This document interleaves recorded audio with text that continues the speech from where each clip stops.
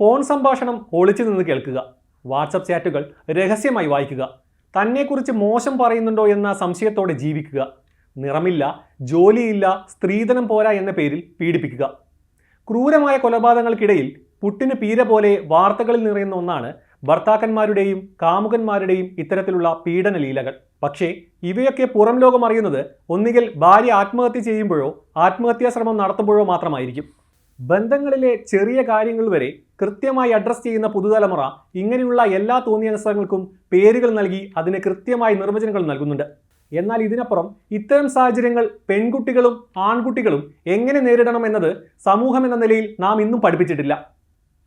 തുറന്നു പറഞ്ഞാൽ കുറച്ചൊക്കെ അഡ്ജസ്റ്റ് ചെയ്യാനും പൊരുത്തപ്പെടാനും പറയുന്ന ഒരു പഴഞ്ചൻ രീതി മാറ്റാൻ തയ്യാറല്ലാത്തൊരു വിഭാഗവും നമുക്കിടയിലുണ്ട്. അവരെ തിരുത്തുകയെന്നത് അസാധ്യമായ കാര്യമാണ്. എന്നാൽ തിരുത്താൻ കഴിയുന്ന ഒന്നാണ് കരുതലിൻ്റെ പേരിലുള്ള ടോക്സിസിറ്റി. അത് ആണിലായാലും പെണ്ണിലായാലും പോയി പണി നോക്കാൻ പറയാനുള്ള തൻ്റെ ഇടം. പലരും ഇന്ന് അസഹനീയമായ ടോക്സിക് ബന്ധങ്ങളിൽ തുടരുന്നത് ഒറ്റപ്പെട്ടു പോകുമോ എന്ന ഭയമാണ്. ഒപ്പം ഇത്തരം ബന്ധങ്ങളിൽ ടോക്സിക്കായ പങ്കാളി വല്ലപ്പോഴും നൽകുന്ന സ്നേഹത്തിൻ്റെ ചെറിയ കണിക വളരെ വലിയ ഒന്നാണെന്ന തോന്നലും. പലപ്പോഴും യാഥാർത്ഥ്യത്തിൽ നിന്നും തെന്നിമാറുന്ന ഇത്തരം മായാലോകങ്ങളിൽ വീണു പോവുകയാണ് പലരും. സ്നേഹബന്ധം കല്യാണത്തിലേക്കും ഒന്നിച്ചുള്ള ജീവിതത്തിലേക്കും കടക്കുമ്പോഴായിരിക്കും യാഥാർത്ഥ്യമെന്ന് പലരും തിരിച്ചറിയുന്നത്. എന്നാൽ സ്നേഹബന്ധങ്ങളിലൂടെ അല്ലാതെയുള്ള അറേഞ്ച് മാരേജിലെ പ്രശ്നങ്ങൾ പലതും വ്യക്തികൾ തമ്മിലുള്ള പൊരുത്തത്തിനുപരി കുടുംബവും സാമ്പത്തിക പശ്ചാത്തലവും തമ്മിലുള്ള പൊരുത്തത്തിന് കൂടുതൽ ഊന്നൽ നൽകുന്നതിനാലാണ്. രണ്ടാണെങ്കിലും സ്വന്തം ജീവിതം തിരിച്ചു പിടിക്കാൻ മടി കാണിക്കരുത്. താലിച്ചരടിൽ കുടുക്കി ഹോമിക്കാനുള്ളതല്ല തൻ്റെ ജീവിതമെന്ന തിരിച്ചറിവ് കൈമുതലായി എന്നും വേണം. നാട്ടുകാരെന്തു പറയും വിചാരിക്കുമെന്ന ചിന്തയിൽ കുരുങ്ങാതെ തൻ്റെ സ്വസ്ഥതയും സമാധാനമാണ് തനിക്ക് വലുതെന്ന് നിവർന്നു നിന്ന് പറയാനുള്ള ചങ്കൂറ്റവും കാണിക്കാൻ മടിക്കരുത്. ഇത്തരം എല്ലാ ടോക്സിക് ബന്ധങ്ങളിലും ആണുങ്ങൾ മാത്രമാണ് ടോക്സിസിറ്റിയിൽ മുൻപന്തിയിൽ നിൽക്കുന്നത് എന്നത് ഒരു പരിധിവരെ ശരിയാണ്. എന്നാൽ ഈ വിഷയത്തിലും ടോക്സിസിറ്റിക്ക് ഇരയാകുന്ന ആണുങ്ങൾ മൗനികളാകുന്നു, അല്ലെങ്കിൽ മൗനികളാകേണ്ടി വരുന്നു. ഇത്തരം സാഹചര്യങ്ങൾ നിരവധിയാണ്. നിയമത്തിൻ്റെ ആനുകൂല്യം മറയാക്കി ബന്ധങ്ങളിൽ നിന്നും വേർപിരിഞ്ഞ ആണുങ്ങൾക്കെതിരെ കള്ളക്കേസുകൾ നൽകുന്നവരും നമുക്കിടയിലുണ്ട്. സഹിക്കാവുന്നതിലും അധികമാകുമ്പോൾ ബന്ധത്തിൽ നിന്ന് വേർപിരിയുന്ന ആണുങ്ങളുടെ ഭാവി ജീവിതം തകർക്കാൻ സ്ത്രീകളും മടിക്കാറില്ല.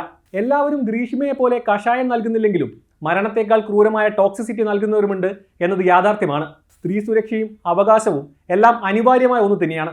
എന്നാൽ നിയമത്തിൻ്റെ ആനുകൂല്യം മറയാക്കി ഇത്തരം സ്വഭാവങ്ങൾ കാണിക്കുന്നവരെയും തുറന്നു കാണിക്കേണ്ടത് തന്നെയാണ്. നിങ്ങൾ സ്ത്രീയോ പുരുഷനോ ആവട്ടെ, ഒരു ബന്ധത്തിൽ നിങ്ങൾക്ക് സമാധാനവും സന്തോഷവും ലഭിക്കുന്നില്ല എന്നുണ്ടെങ്കിൽ പരിഹാരം തേടുക തന്നെ വേണം. പല പ്രശ്നങ്ങളും തുറന്ന സംസാരങ്ങളിലൂടെയും മറ്റും പരിഹരിക്കാനാവുന്ന ഒന്നാവും. എല്ലാം ഡിവോഴ്സിലൂടെ മാത്രം പരിഹരിക്കേണ്ട ഒന്നാവണമെന്നില്ല.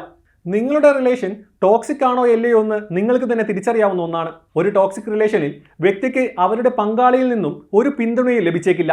പങ്കാളി അവരുടെ ആഗ്രഹങ്ങളിലും ആവശ്യങ്ങളിലും മാത്രം ശ്രദ്ധ കേന്ദ്രീകരിക്കുന്നതായി തോന്നിയേക്കാം. അതുപോലെ ശാരീരിക ഉപദ്രവം, സംശയരോഗം, പങ്കാളിയുടെ ആവശ്യങ്ങളും ആഗ്രഹങ്ങളും നിരാകരിക്കുക, ബന്ധത്തിൽ എപ്പോഴും ഭയപ്പാടോടെ നിൽക്കേണ്ടി വരിക, തുടർച്ചയായുള്ള വിശ്വാസവഞ്ചന, അത് ന്യായീകരിക്കുക, പങ്കാളിയെ നിയന്ത്രിക്കുന്ന തരത്തിലുള്ള പ്രവൃത്തികൾ, അങ്ങനെ നീളുന്നു ടോക്സിക് സ്വഭാവങ്ങൾ. ഇത്തരത്തിലുള്ള ബുദ്ധിമുട്ടുകൾ നേരിടുന്നത് ആണുങ്ങളായാലും സ്ത്രീകളായാലും പരിഹരിക്കാൻ ശ്രമിക്കുകയും കഴിയുന്നില്ല എങ്കിൽ ബന്ധം അവസാനിപ്പിക്കാനുള്ള ആർജവം കാണിക്കുകയും വേണം. നമ്മളിലൊരാൾ ഇത്തരത്തിലുള്ള സാഹചര്യത്തിലൂടെ കടന്നു പോകുന്നു എന്നറിയുമ്പോൾ അവർക്ക് വേണ്ട എല്ലാ സഹായം നൽകാനും നാം മടി കാണിക്കരുത്.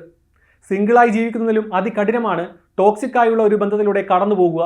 അതിനാൽ പാർട്ട്ണറെ തിരഞ്ഞെടുക്കുമ്പോഴും ബന്ധത്തിൽ തുടരുമ്പോഴും ഒരു ആത്മവിശകലനം നടത്തുന്നത് നല്ലതാകും.